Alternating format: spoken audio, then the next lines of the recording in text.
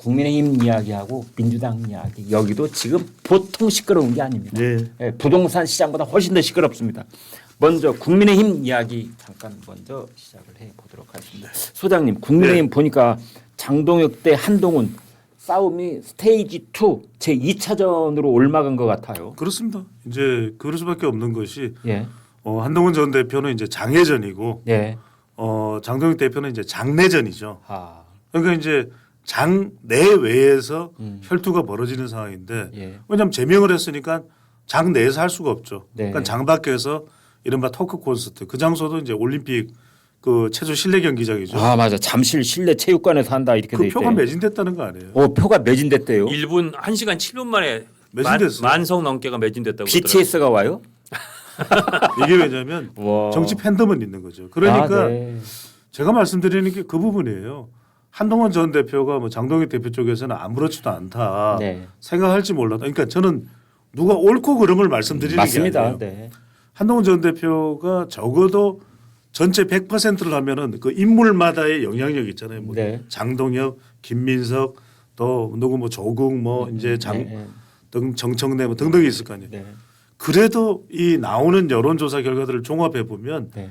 한동훈 전 대표가 뭐 적게는 한 5%, 많게는 한 10% 가까이 돼요. 그러면 선거에서 그거 안 중요합니까? 5에서 그냥 5%라고 그렇게 전 줄여서 좀 줄여서라도 5%다. 그럼 그 선거에서 5%안 중요합니까? 그럼 만약에 중요하죠. 한동훈 전 대표 지지하는 사람들은 야 이렇게 당 운영되는 거 보고서 지금 정당 지지율 보면은 조국당도 3% 남짓, 이준석 당도 3% 남짓이에요. 그러니까 한동훈 당이 있다고 가정해 보면 그 당 지지율이 지금 5%쯤 된다는 그러니까 뜻 아닙니까? 조선일보 칼럼에도 나왔지만은 네. 민주당은 물론 그게 이제 6월용이 아니라 8월용일 수도 있겠지만 선거 이미 유리한데도 합당하겠다는 거 아닙니까? 그러니까 민주당은 더 쥐어짜는 거예요. 네.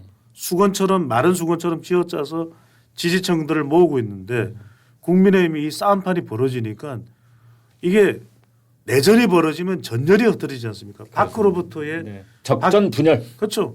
밖에서 상대에서 싸워야 되는 적에 대한 대책은 세우기도 어렵다. 이런 상황이 지금 벌어지고 있다. 그게 지지율상으로 그러는데 앞서 소개해드렸던 부동산 관련 소개해드렸던 갤럽 조사를 보더라도 물론 조금 올라가긴 했어요. 이게 이제 장동혁 대표의 뭐 결집 효과일 수도 있고 위기에 따른 기계적 반등일 수도 있는 테크니컬 리스판스일 수도 있는데 국민의힘이 이제 25% 올라갔습니다만 여전히 민주당이 44%예요. 44대 25 거의 한 20% 포인트 차이 납니다. 아, 너무 큰 차이죠. 이게 뭐 이제 자동응답 조사에서는 샤우팅이 세기 때문에 높다고 하더라도 그래도 그 샤우팅이 이 중요합니다. 중요하지 않지만 중요한 건 샤이가 샤우팅할 수 있도록 샤이가 샤랄라 할 수 있도록 샤이가 투표소를 갈 수 있도록 해야 되는데 이들이 샤이가 안 가면 이건 엄청난 타격인 거죠. 네. 전문가한테 이거 하나 여쭤보고 싶었던 게 네. 주로 친한동훈계 쪽에서 나온 얘기는 하지만 장동혁 당대표가 저렇게 이제 한동훈 전 대표 쳐내고 하는 이 와중에 여론조사 특히 ARS 같은 여론조사도 좀 그런데 장동혁 대표 이 지도부 당권파를 향한 지지율이 좀 올라가는 여론조사 있는 거에 네네네. 대해서 뭐라고 얘기하냐면 민주당 쪽에서 일종의 역선택을 하는 것도 있을 거다. 왜냐 지금 민주당에서는 약간 거의 노골적으로 약간 희화화하듯이 우리에겐 장동혁 장군이 있다.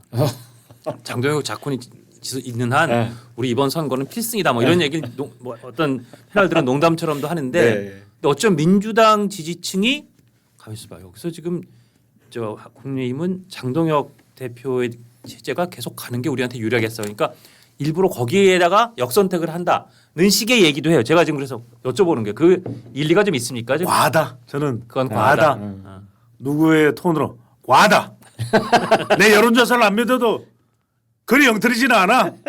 과하다. 오케이. 근데 왜 그런 말씀드리냐면 이게 이제 그 심리적 역선택과 이제 물리적 역선택이 있거든요. 네. 그러니까 심리적으로는 사이콜로지컬 이른바 역선택이라고 하는 것은 가능할 수도 있어요. 왜냐하면 이제 방금 전에 이제 장 국장님 말씀하셨던 대로. 그런데 우리가 이제 물리적 역선택이라는 것은 네. 충분한 시간과 생각할 여유가 주어져야 되거든요. 근데 네. 기계음이 와서 때리면 밥 가뜩이나 바빠 죽겠는데 휴대폰으로 다음 1번입니다, 2번입니다, 3번입니다 이러는데 그걸 생각하고 하기에는 사람의 이 내작동이 그렇게 용의주도하게 되기는 오케이. 집단적으로 알겠습니다. 어렵다는 알겠습니다. 거죠. 자, 장 실장님, 그 한동훈 전 대표가 이제 2월 8일 날 예. 토쇼를 한다고 그러는데 그게 이제 일요일인 것 같아요. 예. 그런데 뭐 티켓 장사를 하는 것 아니냐라고 뭐 여당 쪽에서 또 비난을 하고 그걸 또 맞받아치고 뭐 그런 일이 있었더라고요.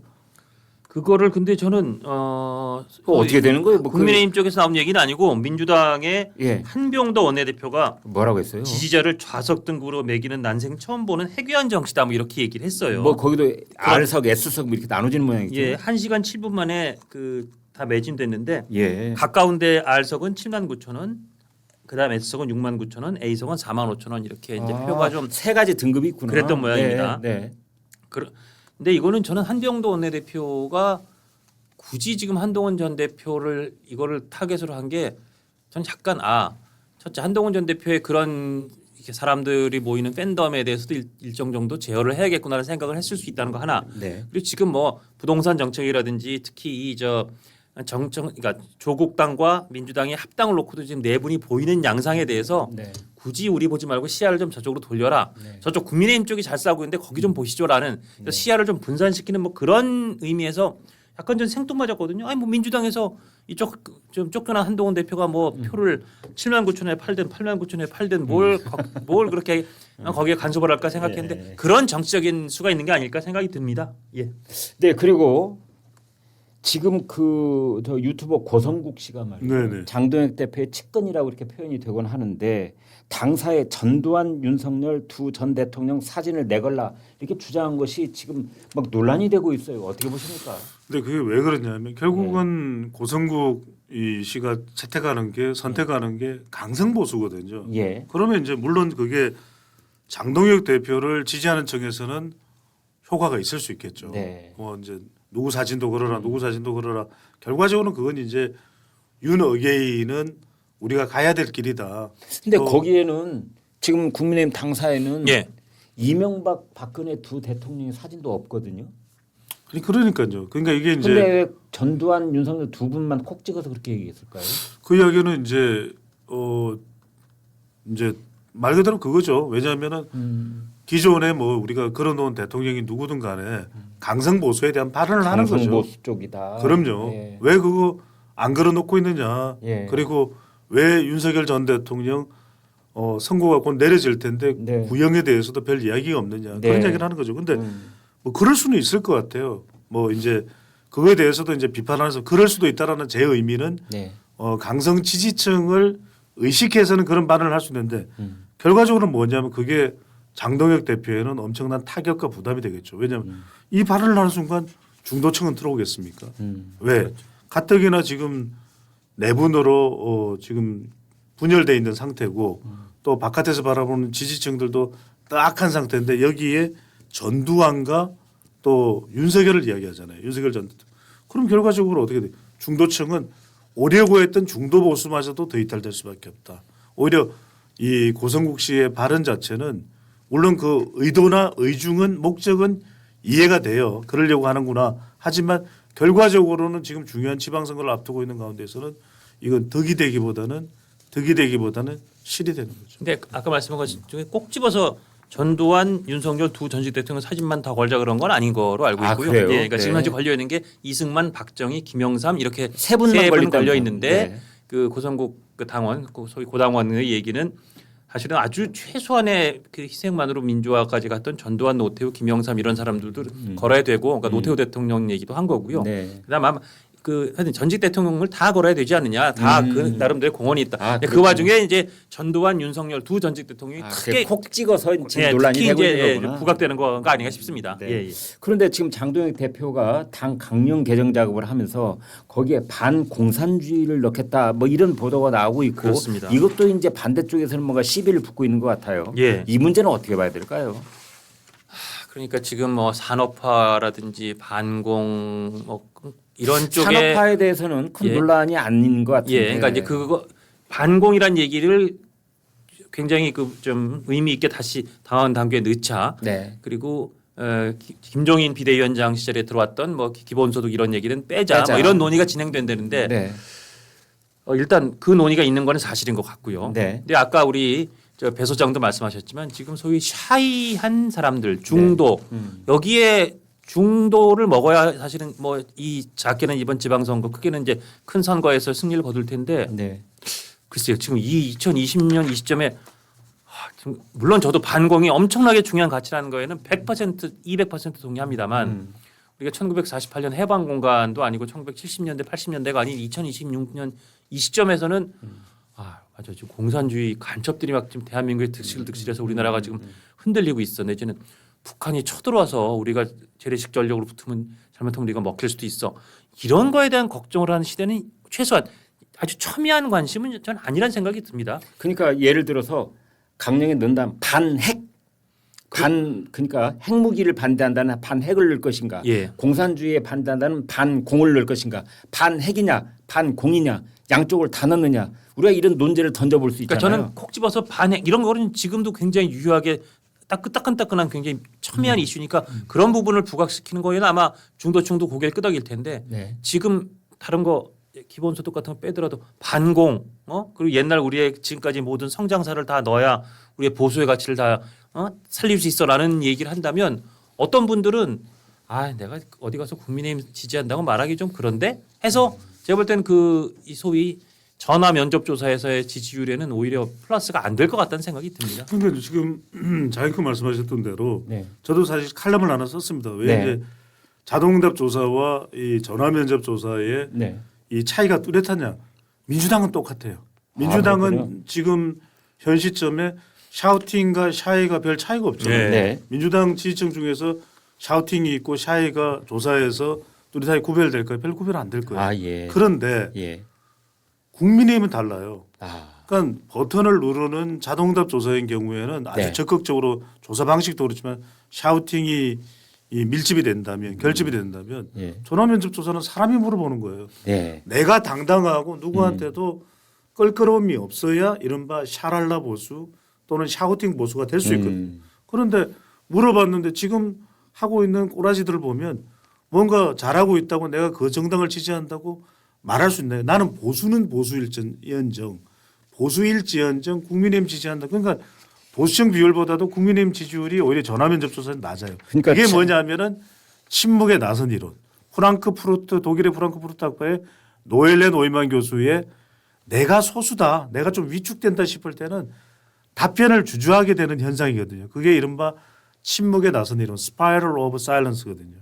그 현상에 지금 적용이 되고 있는 겁니다. 그렇군요. 그래서 우선순위를 말씀드리는 거예요. 저는 뭐 그런 사진을 고성국 박사도 그렇게 이야기를 할 수 있겠지만 이게 침묵의 나선 효과. 굉장히 분위기가 좋은 상태에서 당이 정말 어하둥둥 강강수월래 하고 있는 상황에서 그런 이야기를 한다면 그래 우리 그것도 해봐야지 이런 생각을 하지만 지금 뭐냐면 이런 판국에 그거를 이렇게 되는 것이거든요. 그러니까 뭐냐면 이 반공산주의와 관련된 것도 필요하죠. 필요합니다.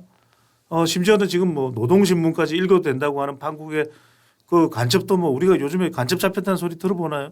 그런 생각을 한다면은 그건 필요하다고 하는데 우선순위겠죠. 어느 게 더 와닿을까? 그러면 이런 이념 강화보다는 필요하지만 필요하지 않다니 더 필요한 건 지금 보수를 향해서 외치고 요구하고 있는 건 실력 강화거든요. 그러면 오히려 똑같은 이야기지만 안보 강화. 예를 들면 한미 관계 그다음에 주한미군을 더 강화할 수 있는 방법이 뭐냐. 가령 이런 주장을 색다르게 내놓을 수도 있는 거예요. 장동익 대표는 안 됩니다. 주한미군의 사이버 기능 북한이 문제가 많거든요. 네. 이 기능과 전격 타격 부대 5천 명을 추가로 한국에 캠프 험프리스는 네. 한 1만 명 내지 1만 5천 명이 더 들어갈 수 있는 미국을 제외한 전 세계에서 가장 큰 미군 기지입니다. 맞습니다. 평택에 있는 기지입니다. 얼마든지 들어올 수 네. 있습니다. 또 하나는 뭐냐면 이런 제안할 수 있습니다. 저는 그거 지난번에도 했었는데 이 캠프 험프리스 아마 험프리스라고 하는 이 네. 사람 아마 6.25 때인가 어쨌든 네. 장교일 거예요. 네. 이 사람의 이름 따서 캠프 험프리스라고 되어 있잖아요. 챗GPT 들어가면 나옵니다. 네. 트럼프가 저렇게 관세 협의도 잘 안 해주고 뭔가 한국에 대한 믿음이 없잖아요. 저는 이걸 언제부터 이야기했냐면 지난해 8월부터 이야기를 했어요. 네. 어느 방송에서도 심지어는 국민의힘에서도 이 이야기를 못 듣고 있더라고요. 저는 캠프 트럼프로 바꿔주자. 아니 못 바꿔줄 그 아이디어다. 못 바꿔줄 이유가 네. 이유가 하나도 없어요. 무슨 캠프 홈프레스가 우리가 무슨 자연문화유산처럼 보존을 해야 되나요? 그렇네. 그런데 네. 떡하니 지금 케네디 그 재단 이름은 우리가 바꿀 수 있는 건 아니잖아요. 미국이랑 뭐 아니, 상의해가지고 우리가 좀 제안을 할 수 있겠죠. 제안하면은 네. 오히려 트럼프 대통령은 What? My name? 워싱턴에 트럼프 문을 크게 70m짜리 하나 짓는데요. 생각 좀 해보겠습니다. 그리고 케네디 재단이 네. 트럼프 케네디 재단으로 이름 바뀌어요. 바뀌었어요. 그렇죠. 이미. 바뀌었죠. 예. 그러면 이걸 딱 해주면 캠프 트럼프 그러면은 방임 인상 이야기도 안 합니다. Very good, excellent. My name is a wonderful name. I am sure. Thank you very much, Mr. Wee. 간세 협상 걱정하지 마. Don't worry about it. 엑셀런트 아이디어. 엑셀런트 아이디어. 끝납니다. 그러니까 이런 거를 이제 국민의힘에서 제안을 하면 오히려 국민의힘은 보수 지지층들 핵 추진 잠수함으로 정말 이재명 대통령도 훅 하고 파고 들어갔잖아요. 네. 깜짝 놀란 거죠. 보수도 핵 추진 잠수함 이거 우리 과제인데 우리 주제인데. 그러니까 지금 조선일보 사설도 나오잖아요. 코스피가 어디 경제가 그런 민주당의 의제더냐. 보수의 의제인 거예요. 그러면 지금 나오는 상법 추가 개정에서 지금 노란봉투법 없애면 코스피 7천 갈 수 있다. 아니 그런 제안을 내놓는 겁니다. 알겠습니다. 그래서 그런 게 오히려 제가 말씀드린 우선순위에 놓여 있는 거 아니냐라는 말씀을 드리는 거죠. 이야. 캠프 트럼프 이건 캠프 진짜 빛나는 아이디어인 캠프 것 트럼프. 같습니다.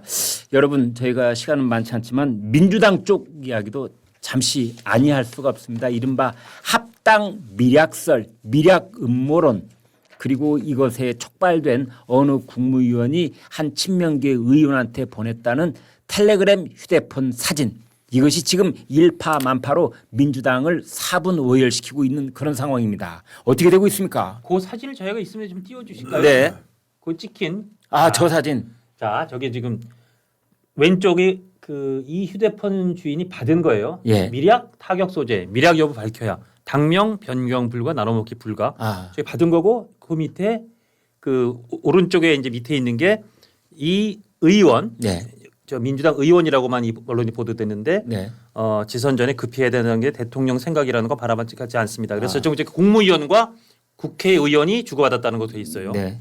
보통 저런 거 보도할 때 저 누가 들고 있는지 딱 보거든요. 네. 위에도 누구랑 이거 문자 나누는지 다 보이거든요. 저게 국회 본회의장이죠. 본회의장이거든요. 네. 근데 굳이 일단 저 보도한 매체가 한 국무위원과 한 민주당 의원이라 그랬어요. 지금 누군가를 놓고 사람들이 다 얘기하고 있고 일단 국무위원은 웬만하면 장관이라 그럴 텐데 굳이 국무위원 한 거 보니까 그냥 장관이 아니구나라는 추측들을 하고 있고요. 그다음에 국회의원도 지금 저 여러 가지 손의 모양과 휴대폰의 이 재질 가지고 지금 누구로 특정이 돼가고 있는데 제가 저기 잠깐만 끼어들면 네. 손 모양을 지금 분석한 사람들은 여성이라는 거예요. 여성이라는 그러니까 매니큐어를 칠하지 않은 여성이라는 거고 여성인데 저 정도의 내용을 받을 사람이면 그냥 일반 의원은 아닌 것 같다. 그래서 나오는 이야기는 친명 쪽에 좀 반청 기치를 들고 있는 최고위원급 아니냐. 그러면 이제- 떠올라. 이모 씨. 아니 그래서 나오는 얘기가 어디까지나 뭐 추정입니다. 추정. 네. 그런데 이제 분석하는 그런 의견들이 지금 일종의 이제 그래서 인터넷 매체 등에서 저도 이렇게 나오고 있는 분석을 것인데. 해보는데요. 네네. 미략 퀘스천 마크 타격 소재 저렇게 말을 미략 여부 밝혀야 불가 이건 윗사람이 아랫사람한테 보낼 때 저렇게 써요. 맞습니다. 네. 그래서 말이 짧잖아요. 보세요. 말이 짧은데. 네. 저건 그러면은 지금 다선 의원 출신 국무위원일 가능성이 높다. 그렇죠. 그리고 보세요. 미략 타격 소재라는 걸 누가 쓸까요? 약간 저건 법적인 용어예요. 그러고 보면 미략 여부 우리가 무슨 여부라는 것도 법정 용어를 많이 써요. 그다음에 변경 불과 그다음에 나눠먹기 불과 딱 맞췄죠 라인에. 그럼 저게 법무장관이 보냈다고요? 확인 안 됐잖아요 지금. 아니 그래서 제가 드린 말씀은 네, 네, 제가 네. 언제 지금 법무부 장관이라고 아 그렇구나. 내가 오바했구나. 저는 네. 그런 정도의 이야기들이 제 이야기가 아니에요. 이야기들이 분석이 여러 곳에서 나오고 있어요. 그쪽보다는 그런 쪽 의견보다는 운동권 출신이며 일반 장관이 아닌 국무위원. 그러면 국무총리밖에 더 있어요? 아주 그런 말씀 드린 적 없고요. 아 왜 나만 그래? 아니, 그러니까 그래서 그런 관측이 나오는 와중에 그러니까 저걸 받은 사람도 그건 친명 의원이라고 두 그랬잖아요. 사람 다 친명이죠. 그러겠죠. 당연히 그러니까 국무위원- 보낸 사람도 친명, 받은 사람도 그러니까 친명. 저거는 그래서 자 현재 아까도 제가 모두에 잠깐 말씀드린 것처럼 이 소위 저 민주당과 조국당이 합당 여부를 놓고 이걸 추진하는 정청래 친청 계열이 한쪽이 있고 네.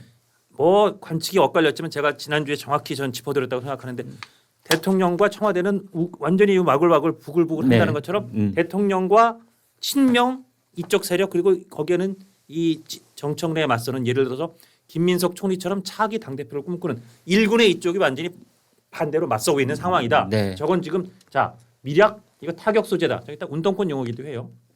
당명 변경 불가. 그래서 정청래 계열의 저 합당 추진에 완전히 제동을 걸어야 된다라는 거를 주고받은 정황이 딱 저게 포착된 지금 거고. 이제 정청래 대표를 저격하는 글이잖아요. 그렇죠. 왜? 특히 미략이 있었던 거 아니야. 미략을 아주 집중적으로 포격해라. 미략이라는 단어를 썼어요. 예. 저거는. 그러니까 말씀하셨던 대로 두 인물이 다 이제 거론이 되고 있죠. 미략이라는 네. 그 내용은 그 정청래 조국 공동 대표설 이게 미략이잖아요. 그거 그렇죠. 아닙니까? 그거죠. 네. 플러스 네. 정청래 조국 두 대표가 그 발표하기 전날 먼저 만났었고 아마 그럼 둘이 만나서 합당만 할게 내일 제가 추진할게 합당하실 거죠. 뿐만 아니라 이를테면 추측이지만 조국 대표도 이번에 배지 다셔야 되는데 저희가 여기 지역구를 배려해 드릴게요. 그리고 조국 혁신당 의원들도 12명 다 진짜 비례대표인데 보궐선거의 지역구 배려. 지역구 같은 거 좀 배려해 드리고 우리가 이제 그쪽 당에 위신은 좀 세워 드릴 테니까 대신 다음번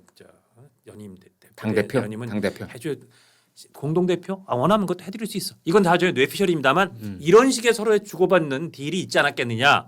왜냐면 그러다 보니 사실은 제가 그때도 말씀드린 것처럼 야 이거 정청래 조국 두 당 합당되면 그러니까 민주당 조국당 합당되면 정청래 당대표 연임은 그냥 완전 날개를 다는 거다. 그 분석이 그러니까 그런 관측하에 미략이 있었다는 거고 거기에 소위 대통령을 중심으로 한 친명 계열은 뭔 소리냐고 막 난리가 난 거고. 그러니까 완전 화가 난 게 네. 이게 우리가 왜냐면 하나 할 때 약간 좀 이제 이 사람이 왜냐면 이제 급하게 이야기를 할 때 급하게 이야기를 할 때 우리 김강일 랭크는 잘하죠. 시방 이 이야기 하지 않어요. 네. 근데 바로 이게 시방 뭐셔 시방. 네, 김민석 총리가 예.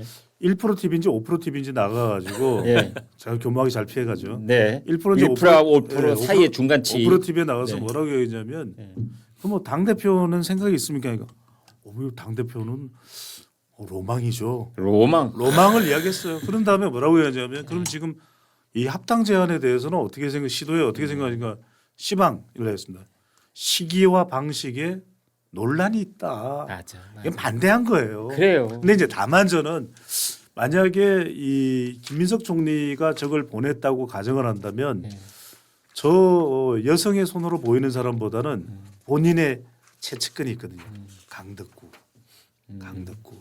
강덕구한테 보냈을 가능성이 높고 지금 보면은 또 하나는 뭐냐면 우리 장원준 네. 국장이 잘 아시지만은 저걸 모를 리가 없을 거예요. 뒤에서 줌으로 땡긴다는 걸. 예. 저는 일부러 보여줬다. 살짝 일부러의 의미 왜냐하면 손으로 가려도 되거든요. 저는 혹시라도 누가 찍을 것 같으면 저는 항상 손으로 가려요. 그리고 보안 필름 다 여기 씌우게 네. 돼 있거든요. 뭐 보안 필름이- 그래서 옆 각도에서는 사진 안 찍히게 보안 필름이 하는데. 약간 귀찮아가지고 예. 그래서 이제 이렇게만 해도 안 보여요 카메라는. 네. 이렇게만 손을 그렇지. 잡으면 이렇게만 해도 나는 보이는데 이렇게만 해도 안 보이거든요. 저런 민감한 사안을 말이죠. 근데 그걸 손을 한번 더 사진을 한번 더 보여주세요. 사진 보시면 맞아. 오히려 보란 듯이 손을 오히려 보세요. 네, 왼쪽 손. 이걸 보면 저 손으로 가려도 되거든요. 왼쪽 손이. 맞아요. 근데 배 소장 네. 분석에도 일리가 있다고 생각하지만 제가 네. 근데 그 현역 의원들 만나서 저거 왜 찍혀요? 진짜 찍힐 때면 찍혀라 내지 보여주는 거예요. 그냥 물어본 적이 있거든요. 그런데 그 사람들 하는 얘기가 제가 들은 건 그래요. 생각보다 4시간 24시간 본회 의장에 있어서 그걸 계속 신경 쓸 수가 없다. 그리고 저거 볼 때 지금 답장을 보낼 때 문자든 카톡에 답장 이렇게 하고 보내기 힘들단 말이에요. 답장은 이렇게 하고 보내게 돼요. 그래서 특히 저거는 지금 천지인 방식이 아니라 이제 그 다른 요 방식이다 보니까 양손 엄지를 써야 되니까 깜빡하면 찍히는 수도 있어요. 그러니까 정말 일부러 찍히려고 안 해도 깜빡 그 보안 사항을 놓치면 찍힐 수도 있어요. 아니 근데 저도 장원준 국장님 말씀에 전적으로 공감하는데 장원준 국장은 앞으로 많이 찍히겠네요. 근데 저는 저기 안 갈 거예요. 저거 보시면 그 밑에 내용은 이 받은 사람이 보낸 거거든요. 그러니까 그 받은 사람의 내용도 민감한 내용이에요. 사실은 뭐냐면 일단은요. 지금 합당이 통의견이 아니라는 건 통은 누굽니까? 이재명 대통령이잖아요. 그렇습니다. 근데 저것까지 홀라당 다 보여주거든요. 그래서 저는 그런 생각이 드는 게 이게 큰 카메라로 사진 기자들이 계속 탁 찍고 있으면 이게 한 컷이 걸린다니까. 알겠습니다. 아 그리고 이제 아까 그 대목에서 요 하나만 지금 한준호 의원이 어제 기자회견 열고 합당 제안은 여기서 멈춰주시기 바란다. 충분한 수기 없는 통합은 또 다른 분열의 시작이 될 수 있다라 좀 명쾌히 밝혔어요. 경기도 지사 나간다고 하는 분이잖아요. 경기도지사 나간다는 사람이고 한준호 의원이 정말 계엄 당일에도 이재명 당시 대표 바로 따라다니던 수행실장이었고 이재명 대표의 가장 최측근이고 이재명 대통령의 가장 복심이에요 현재 감사장 1호. 감사장 1호. 감사패. 그렇기 때문에 네. 그동안 정청래 대표가 아무리 추진한다고 해도 저렇게 제1 집권당의 합당을 대통령과 수기 없이 안 했을 거예요. 그러니까 대통령도 뜻은 저쪽에 같이 실어줬을 거야라는 관측이 일부 있었으나 한준호 의원이 이렇게 함으로써 그 관측이 진짜 완전히 틀렸고 친명 대통령과 친명 측은 이 합당이 매우 맞듣지 않다는 것을 가장 선명하게 보여줬다고 생각합니다. 네, 여기 덧붙여서 마지막으로 뉴스 하나를 더 말씀드리면은 민주당과 조국당이 합당을 반대하는 쪽에서 조국당의 부채가 400억이다. 합당을 해서 그 부채를 깔려고 한다라는 인터넷 공간상의 댓글이 돌았었습니다. 여기에 대해서 조국 대표가 또 발끈하고 기자회견 열어서 부채는 영원이다라고 해명을 했다고 합니다. 부채는 여름에 쓰는 게 부채입니다. 조국과 조국혁신당은 부채가 없습니다. 여름에 쓰십시오. 네, 여러분 마지막으로 좋아요 부탁드리겠습니다. 하실 말씀. 저도 좋아요 부탁드리겠습니다. 네. 좋아요입니다. 구독 네. 꾹. 네. 좋습니다. 여러분 저희는 내일 이 시간에 다시 돌아오겠습니다. 고맙습니다. 감사합니다. 예. 생하고 했던